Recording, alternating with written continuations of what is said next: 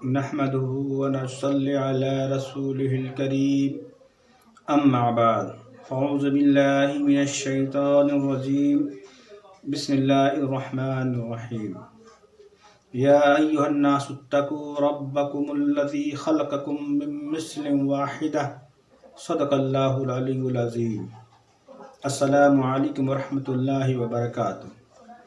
معزز حاضرین، آج کا میرا موضوع ہے دین کیا ہے۔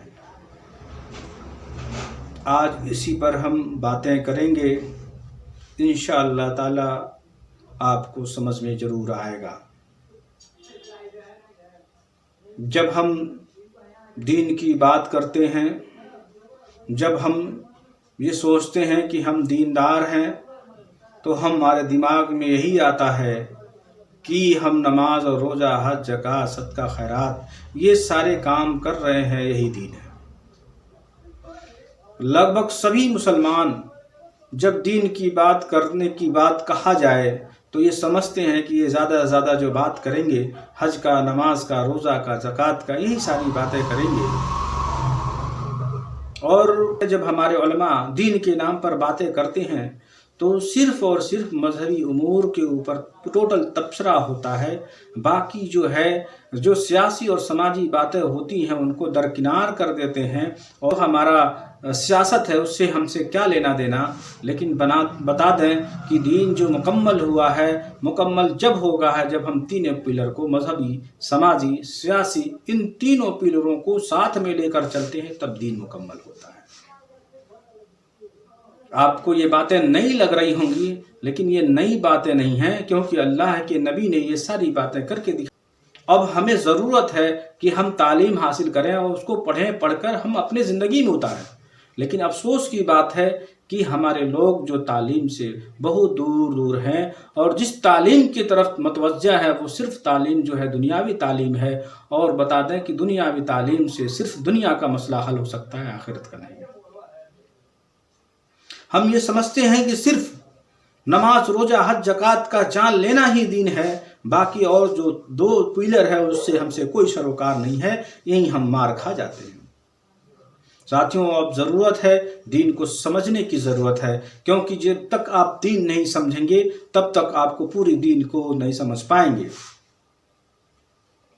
تو مذہبی امور، سماجی امور، سیاسی امور، تین پلروں پر ہمارا دین مشتمل ہے، اور تینوں پر ہم کو برابر ضرب لگانا ہے، اور تینوں کو برابری سے لے کے چلنا ہے۔ اگر تینوں میں سے ایک بھی پائیدان کو ہم جھکا دیتے ہیں، کم تر کر دیتے ہیں یا کم تر سمجھ لیتے ہیں، تو یہ سمجھ لیجئے ہمارا دین کہیں نہ کہیں ہم دین سے دور ہوتے جائیں۔ وہ دین مطالبہ کرتا ہے کہ اللہ تعالیٰ نے دنیا کو پیدا کیا تو سب دنیا میں جتنے بھی انسان ہیں ان کا مقصد یہی ہونا چاہیے صرف اللہ کی پرستش کریں۔ اگر اللہ کے سوا پرستش کوئی کر رہا ہے تو اس کے ذمہ دار صرف کون ہوگا؟ اس کا ذمہ دار ہم اور آپ ہوں گے، کیونکہ جو دین ہم تک پہنچا تو اللہ کے نبی نے حجۃ الوداع کے موقع پر بتایا کہ دیکھو یہ جو باتیں ہم نے تم کو بتائی ہیں، جو سکھلائی ہیں، جو نازل ہوئے قرآن، سب مکمل پوری طرح سے ہم نے آپ تک پہنچایا ہے، اس میں کوئی کسر نہیں چھوڑا۔ اس سمے جو جتنے بھی صحابہ تھے سب نے کہا ہاں بالکل، تائید کیا اور کہا ہاں اللہ کے نبی آپ نے جو ہے پوری طرح اپنا حق ادا کر دیا ہے۔ تو اب ہمارا حق بھی بنتا ہے کہ دین کو سمجھیں۔ یہ باتیں اس لیے بتا رہے ہیں کہ تاکہ آپ کو سمجھ میں آ جائے۔ اللہ کے نبی نے کہا ہے کہ وَاعْتَصِمُوا بِحَبْلِ اللَّهِ جَمِيعًا وَلَا تَفَرَّقُوا، اور تم سب مل کر اللہ کی رسی کو مضبوطی سے پکڑو۔ تو کیا ہم سب نے اس رسی کو پکڑا؟ پہلے ہم امت ہوا کرتے تھے، پھر ہمارے دلوں میں ملوکیت آیا۔ جب امت تھے ہم تو منتشر نہیں تھے، ایک ساتھ تھے، بکھرے ہوئے نہیں تھے، ہم ایک طاقت کے روپ میں تھے۔ اور صحابہ وہ ٹوٹی خنجر لے کے بھی، ٹوٹی تلوار لے کے بھی چلتے تھے، تو کیسرا جیسے اتنے بڑے جو ہے بادشاہ تھے، ان کی بھی ہمت نہیں کرتی ان صحابہ کو کچھ کرے۔ کیوں نہیں؟ کیونکہ وہ جانتے ہیں کہ یہ تنہا ضرور آیا ہے، لیکن ان کی جو ہے جمعیت اتنا ہے، اگر ہم ان کو چھیڑتے ہیں تو ہمیں سب سے زیادہ نقصان اٹھانا پڑے گا۔ کس بنیاد پہ؟ کیونکہ ہم امت تھے، اور امت کا مطلب یہ تھا کہ اگر ایک بھی بندہ، ایک بھی اللہ کا بندہ جو اللہ اللہ کر رہا ہے کہیں بھی پریشان ہے تو ہماری ضرورت ہے کہ ہم اس کو مدد کریں۔ آج کیا ہم اس بات کو سمجھتے ہیں؟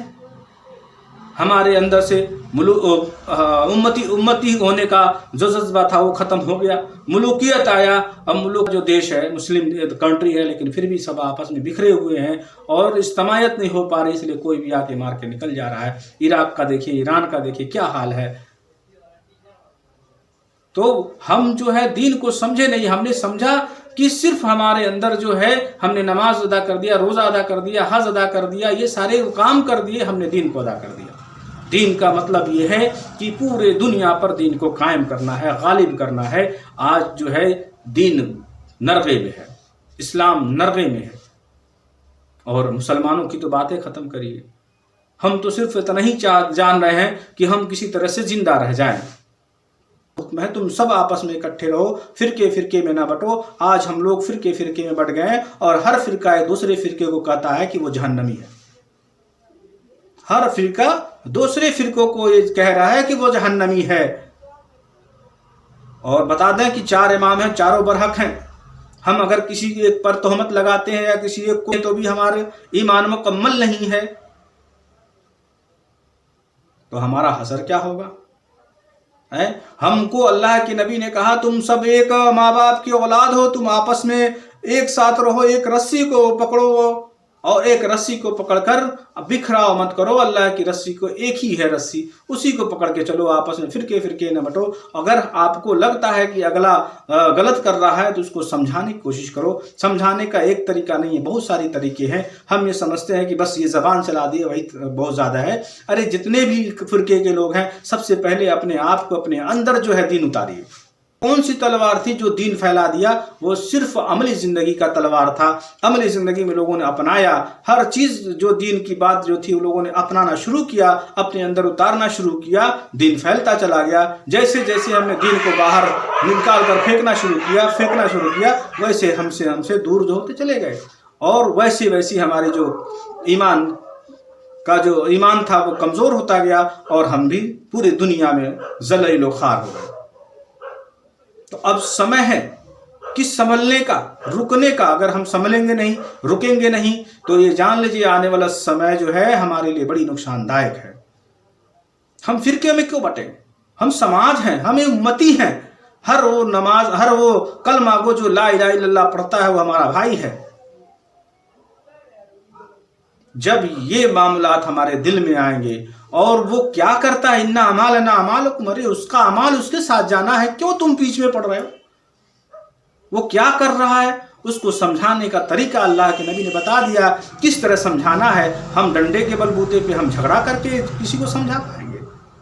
بالکل نہیں۔ اگر ہم کو سمجھانا ہے کسی کو، اگر دین کو سمجھانا ہے تو دین کو سمجھنا ہوگا اور دین کو اپنے اندر اتارنا ہوگا۔ اگر اپنے اندر جو ہے عملی جامہ نہیں پہنائیں گے، پھر ہم کتنوں بھی اچھا کچھ بھی کہتے ہیں، ہمارے اندر کچھ ہونے والا نہیں ہے، کوئی فرق نہیں سماج پڑھنے والا ہے۔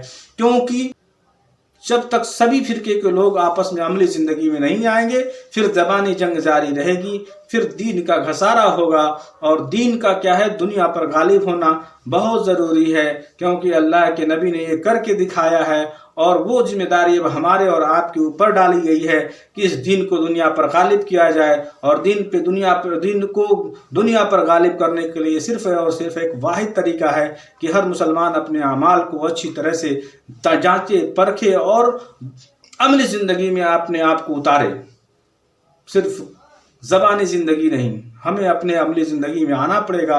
اگر ہم اپنے زندگی میں نہیں، عملی زندگی میں نہیں آتے ہیں، تو یہ مان کے چلیے کہ دین کا خسارہ ہوتے جائے گا، اور آنے والے سمے میں ہم بھی نرگے میں ہیں، تو ہمارا بھی اثر کہیں ایسا نہ ہو کہ انہی لوگوں کے ساتھ ہمارا بھی اثر ہو۔ اس لیے وقت رہتے ہی سمجھ جائیے۔ انشاءاللہ یہ میری ویڈیو آپ کو پسند آیا ہوگا۔ تو اسی کے ساتھ ہم اپنی بات کو یہیں روکتے ہیں، اور امید کرتے ہیں کہ آپ جو ہے ہماری بات کو سنے ہیں، سمجھے ہیں، اور اپنے اس بات کو عملی زندگی میں لانے کی کوشش کریں گے۔